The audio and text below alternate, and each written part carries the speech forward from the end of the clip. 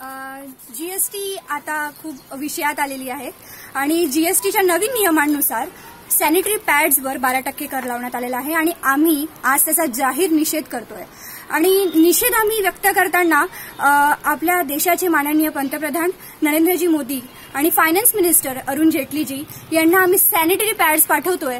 आणि निषेध व्यक्त करण्याचं कारण असं की जेव्हा आजच्या भारतामध्ये सो कॉल्ड जी आपण डेव्हलप नेशन म्हणतोय यामध्ये 50%हूनही कमी मुली या सॅनिटरी नॅपकिन्स वापरतात आणि ज्या वापरणं आपल्या आरोग्यासाठी फार चांगलं आहे, अशा परिस्थितीमध्ये जेव्हा गरिबीमुळे मुलींना पॅड सुद्धा मिळत नाही, त्यांना कापडं वापरावी लागतात, अशा परिस्थितीमध्ये देशात या सॅनिटरी पॅड्सवर 12% कर लावण्यात आलेला आहे। जेव्हा की सॅनिटरी पॅड्स हे मोफत देण्यात यावे ही आपली प्राथमिक जबाबदारी असली पाहिजे आणि म्हणून अशा परिस्थितीमध्ये आम्ही शासनाचा प्रशासनाचा प्रखर विरोध इथे दर्शवतो आहे।